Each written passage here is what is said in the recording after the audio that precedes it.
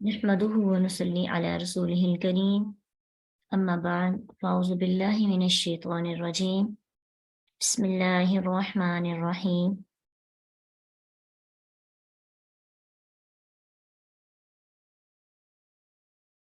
Rabbi शरह ली सदरी व यस्सिर ली अमरी वहलुल उक़दतम मिन लिसानी यफ़क़हू क़ौली रब्बि ज़िदनी इल्मा अल्लाहुम्मा रब्बना ज़िदना इल्मा अल्लाहुम्मा अरिनल हक़्क़ हक़्क़न वरज़ुक़ना इत्तिबाअह व अरिनल बातिला बातिला वरज़ुक़ना इज्तिनाबह आमीन या रब्बल आलमीन। आयत नंबर 7 व अन्नस्साअता और बेशक क़यामत आतियतुन आने वाली है। अब यहाँ पे हमने आतियतुन को आतियतुन कहा साआ की वजह से, और वैसे भी ये इसम नहीं है, साआ इसम है। साआ बजाते खुद एक मुअन्नस है। क़यामत की घड़ी को साआ कहते हैं। ला रईबा नहीं कोई शक फीहा उसमें, किसमें, उस घड़ी के आने में, वो जो घड़ी अचानक आ जाएगी। अन्नल्लाह और बेशक अल्लाह यबासु दोबारा उठाएगा मन उन्हें जो फिल क़ुबूरी कब्रों में है। पीछे क़यामत के बारे में हमने पढ़ा, इसमें हम तफसीर उसकी पढ़ के आए हैं कि क़यामत की घड़ी आकर रहेगी। लोग शक करते हैं तो करें, लेकिन इंसान के ना मानने से क़यामत रुक नहीं जाएगी। असल चीज सिखाना मकसूद किनको है? वमिनन नासी लोगों में से कोई है, मन जो युजादिलु झगड़ता है फिल्लाही अल्लाह के बारे में। और ये पीछे भी बात हुई है, पीछे भी हम देख के आए हैं कि वमिनन नासी मन युजादिलु फिल्लाही। अब यहाँ पे एक सवाल ये पैदा हो सकता है कि आयत नंबर 3 में भी इसको हमने पढ़ा, फिर इन्हें दोबारा लाने में क्या हिकमत हो सकती है? तो इसका जवाब ये है कि वहाँ क़यामत के क़याम पर अल्लाह की कुदरत के मुतालिक झगड़ों का जिक्र था। जो लोग इल्म से बिल्कुल गाफिल हैं, यानी बिगैर इल्म, बगैर इल्म के, वला हुदन और बगैर हिदायत के, वला किताब मुनीर और बगैर रोशन किताब के। तो जो लोग इल्म नहीं रखते या मुक़ल्लिद हैं, यानी सिर्फ अपने उलमा की बात मानते हैं, जो उनके उलमा ने या जो किसी ने कह दिया वो कहते बस ये ठीक है, खुद नहीं सीखते इल्म, खुद नहीं पढ़ते और सरकश शैतानों के पीछे चलते हैं। अब यहाँ पे किन झगड़ों का, वहां पे क़यामत की क़याम और अल्लाह की कुदरत के मुतालिक बहस और झगड़ों का जिक्र था। यहाँ उन झगड़ालुओं का जिक्र है जो गुमराही के पेशवा हैं और दूसरों को भी गुमराह करते हैं। ठीक है, बगैर इल्म के खुद भी गुमराह होते हैं और दूसरों को भी गुमराह करते हैं। यानी जो लोग इंसान की पैदाइश और मुर्दा जमीन को जिंदा करने के दलाइल से पहले क़यामत और अल्लाह की कुदरत पर ईमान नहीं ला रहे, तो उनके लिए कती दलाइल के बाद उनमें से कुछ ऐसे हैं जो ईमान लाते हैं और कुछ ऐसे हर धर्म और अक्ल और शऊर से आ रही हैं कि जो किसी भी दलील के बगैर ही सिर्फ तकब्बुर की वजह से ईमान नहीं लाते, दूसरों को भी गुमराह करते हैं। दलील नहीं उनके पास कि वो इनकार कर सके, बगैर इल्म, बगैर इल्म के। इन कुछ उनके पास ऐसी बात ही नहीं है कि वो अल्लाह का इनकार कर सके। तो जिसके पास इल्म नहीं होता, बगैर इल्म के अल्लाह का इनकार करता है ना, वो हठ धर्म है, सरकश होता है। ठीक है, अब देखें कि यहाँ पे 3 चीजों का जिक्र किया गया है, बगैर इल्म, बगैर इल्म के, और फिर क्योंकि इल्म से मुराद यहाँ पे फितरी दलील है जो किसी इंसान को भी गौर व फिक्र के बाद बगैर समझ नहीं आती। یعنی کوئی بھی چیز، کوئی بھی سوچ، کوئی بھی، جیسے بھی آپ نے نیک وقت اور بد وقت ہونے کی بات کی نا، تو جس کے پاس علم نہیں ہے نا، وہ اسی کو ایک بات کو لے کر کہے گا کہ جو ہوگا میرے لیے اللہ نے لکھا ہے، میں نے اپنے ہاتھ پاؤں نہیں ہلانے، مجھے جو میری تقدیر میں لکھے نا وہ میرے بیڈ پہ یا میری بغیر کوشش محنت کے مجھے سب کچھ مل جائے گا۔ اور جو علم سیکھتا ہے اسے پتا ہوگا کہ میں نے علم حاصل کیا ہے، اب میرا علم مجھے عمل کی طرف دھکیلتا ہے۔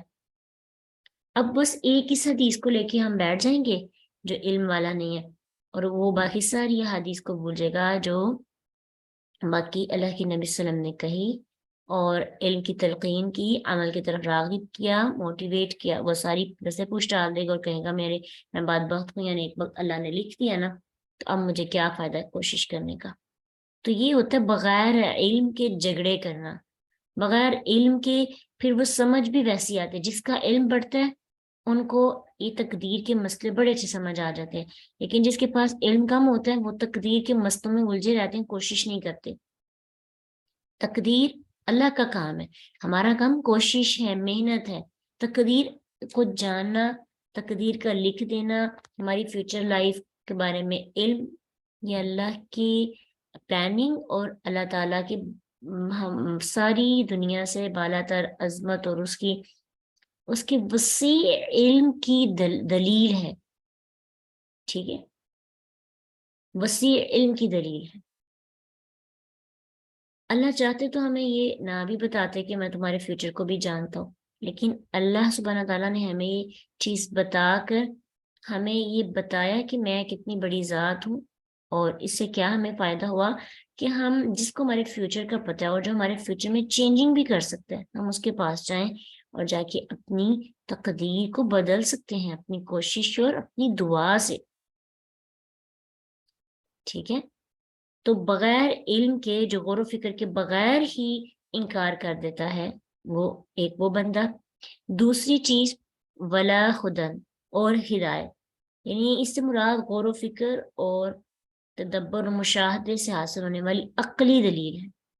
پہلی علمی دلیل، دوسری ہے ولا خدن عقلی دلیل، ولا کتاب منیر، اور آسمان سے نازل ہونے والی کتابوں میں صحیح ثابت ہونے والی کوئی نقلی دلیل۔ تین طرح کے دلائل کی بات یہاں پہ ہوئی، ایک علمی دلائل، دوسرے عقلی دلائل، تیسرے نقلی دلائل۔ ان لوگوں کے پاس کوئی بھی دلیل نہیں ہوتی اللہ کا انکار کرنے کی، لیکن پھر بھی وہ صرف تکبر کی وجہ سے، ضد کی وجہ سے، ہٹ درمی کی وجہ سے، سرکشی کی وجہ سے اور تقلید کی وجہ سے، تقلید کہتے ہیں فالو کرنے کو، یعنی آپ کو نہیں پتا کہ آپ کس کے پیچھے چل رہے ہیں، بس آپ کو بچپن سے وہ ایک انگلی پکڑا دی گئی ہے، یہ لوگ ٹھیک ہے باقی سب غلط ہے، تو پھر آپ کو وہی ٹھیک لگتی ہے اور باقی سب غلط ہو جاتے ہیں۔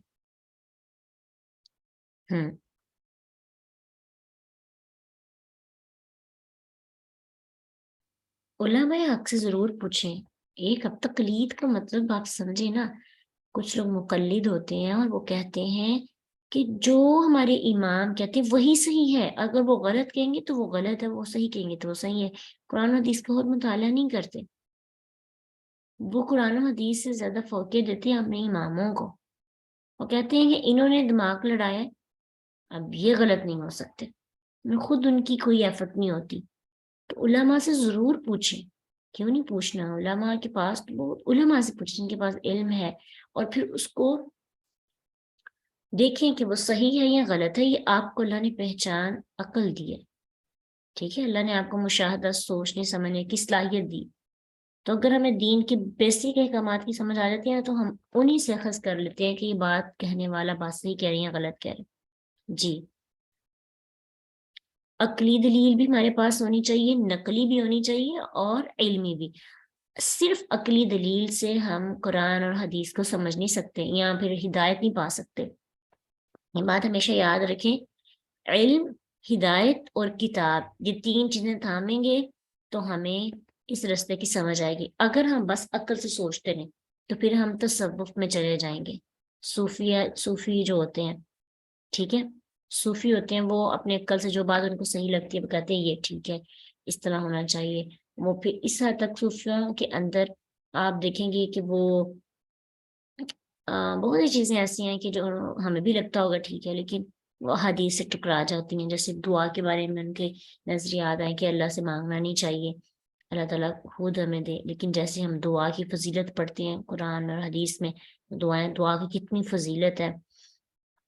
تسمہ بھی ٹوٹے اللہ سے مانگے، اور دعائیں کیا کرتے تھے انبیاء بھی. تو اپنی ضرورتوں کی بھی، اپنی ایمان کی بھی، اور بھی بہت سے ایسے نماز سے ریلیٹڈ. تو صرف عقلی دلیل کام نہیں کرے گی. پھر اسی طرح نقلی دلیل کہتے ہیں جو قرآن اور حدیث کتابوں میں چیزیں لکھی ہوتی ہیں، کاپی ہوتی ہیں، نقل کی ہوتی ہیں، اسے نقلی دلیل کہتے ہیں. نقلی وہ والی نقلی نہ سمجھ لیں جو 2 نمبر ہوتی ہے، وہ نقلی نہیں. نقلی دلیل نقل کرنا، نقل مطلب لکھی ہوئی، ٹھیک ہے، جو کتابوں میں لکھی ہوتی ہے. ولا کتاب منیر. تو آپ کی عقل بھی چلنی چاہیے، تدبر بھی کریں، آپ کے پاس علم بھی ہو، اور تیسری چیز آپ کے پاس دلائل ہو کتاب و سنت سے، قرآن و سنت سے. ثانیہ موڑنے والا، عطفی ہی شانہ اپنا، شان موڑنا، شان اچکانا.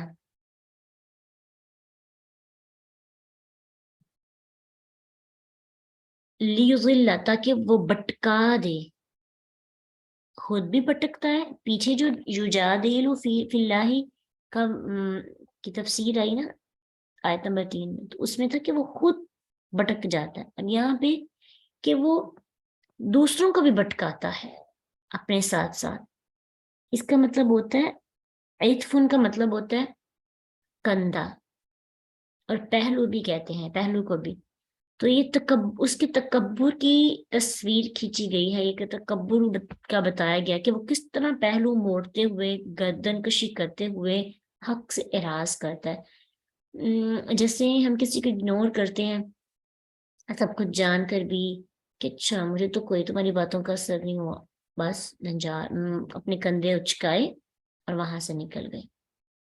تو ایسے ہے وہ بندہ کہ حق بات سے اعراض کرتا ہے اور ساتھ دوسروں کو بھی گمراہ کرتا ہے.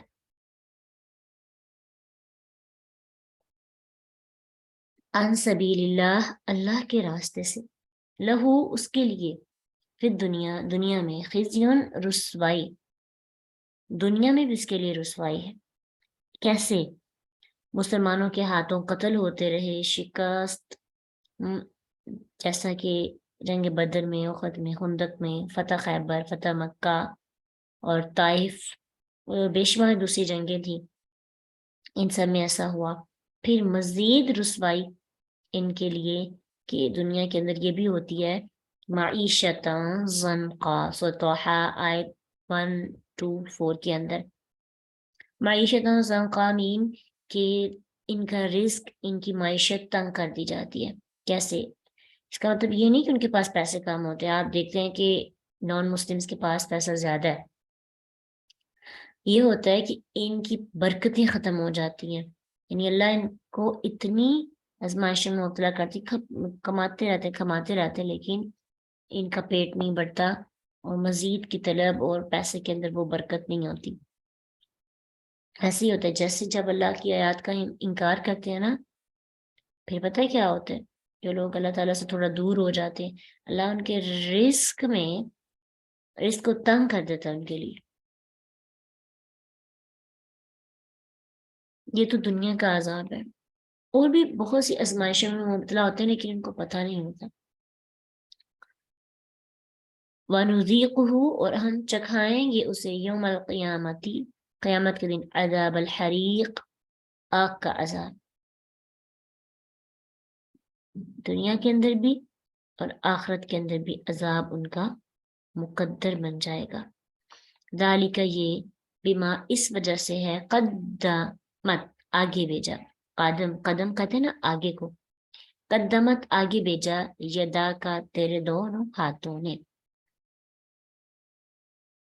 یدن تھا نا، یدن ایک ہاتھ کہتے ہیں اور یدان دونوں ہاتھوں کو. تو یہاں پہ یہ دا ہے، نون ختم ہو گیا، حذف ہو گیا، ٹھیک ہے.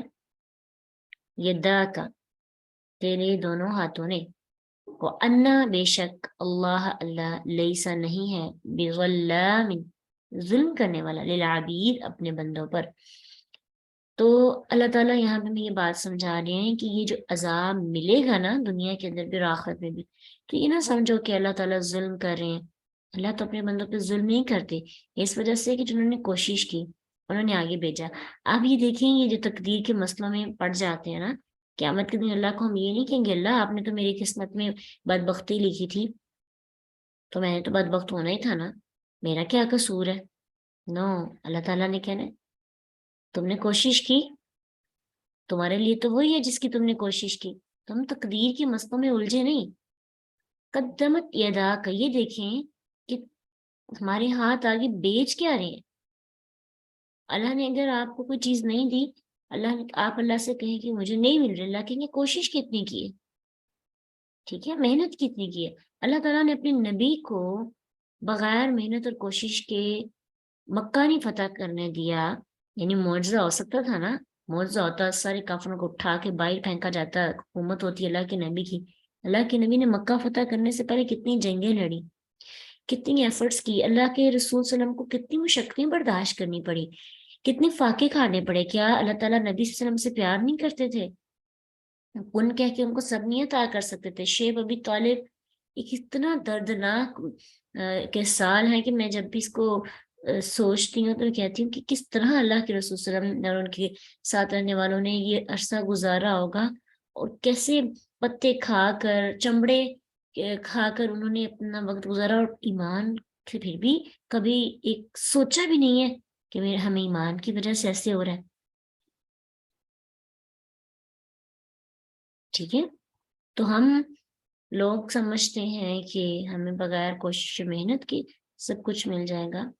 اللہ تعالیٰ انسان کو وہی دیں گے جس کی وہ ایفرٹ کرے گا، اور قیامت کے دن جب اسے کھڑا کیا جائے گا اور اسے عذاب دیا جائے گا تو جب اسے کہا جائے گا نا جہنم والوں کو کہ آپ جہنم میں کیوں آئے، تو وہ کہیں گے ہمیں ڈرانے والا آیا تھا لیکن ہم نے اس کی ایک نہ سنی.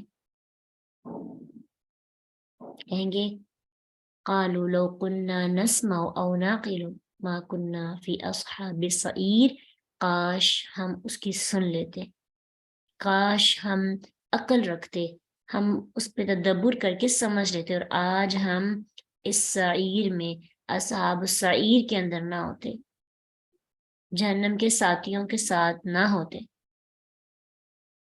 ٹھیک ہے، تو یہ دنیا کے اندر عذاب اور آخرت کے اندر، دنیا کے اندر جو محرومیاں، ایمان نہیں ملا، برکتیں نہیں ملی، اور آخرت کے اندر عذاب، رسوائی، خود پچھتاوا ہوگا. کاش ہمیں محنت کر لیتی، کاش قرآن کی بات ہم پہ سر انداز ہو جاتی. اللہ سبحانہ تعالیٰ ہمیں قرآن کی باتوں کو سمجھنے کی توفیق عطا کرے، اور ہمیں عقلی، نقلی، علمی دلائل اکٹھے کرنے کی بھی اللہ توفیق دے. ابھی ہماری جو ایج ہے اس میں ہم بہت کچھ کر سکتے ہیں، تو انشاءاللہ اللہ ہماری مدد فرمائے، ہم کوشش کریں گے انشاءاللہ. وآخر دعوانا ان الحمد للہ رب العالمین. سبحانک اللہم وبحمدک، نشہد ان لا الہ الا انت، نستغفرک ونتوب الیک. السلام علیکم ورحمۃ اللہ وبرکاتہ.